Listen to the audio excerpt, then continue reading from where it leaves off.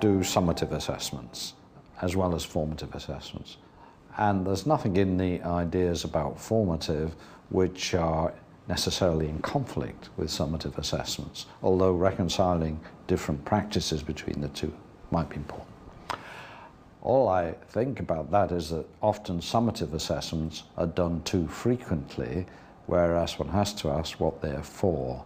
Now, if they're for making a decision about a pupil's future, then that matters. But otherwise, what value can they have for learning? Well, they can have some value for learning if you use them in a formative way.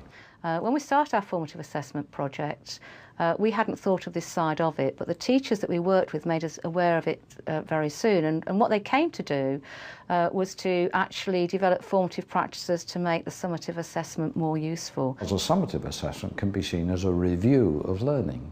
Preparing for that review can involve pupils in thinking through what they've achieved in the learning, which can powerfully involve all the methods of self and peer assessment.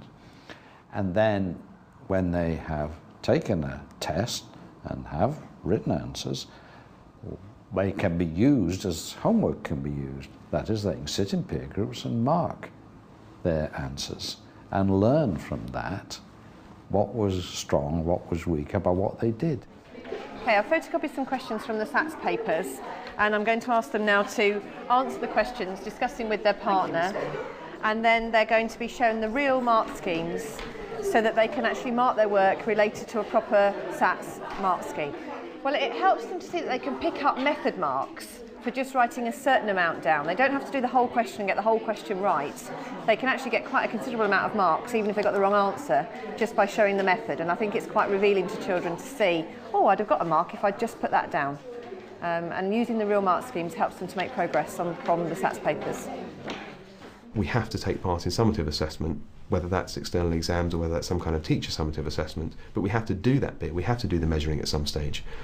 But it's important to use formative practice to make sure that the kids become more successful learners, more independent learners, and as a result of those exercises are more successful in terms of the summative assessment, which is the high stakes testing for them. Since the publication of Working Inside the Black Box, formative assessment's been adopted in many schools, and Paul and Chris are confident about its continuing value for pupils and teachers. Formative assessment is not new, but what is important is the way that King's team have taken forward formative assessment is to take note of the research that has gone on before and then to do further research to show not just that this is a good idea, but it actually does work in classrooms. It opens up a large number of much deeper issues than one might imagine, but I think those issues are right at the heart of respecting pupils and helping them to grow into adults who are confident about learning and about collaborating with one another, which is what we all need.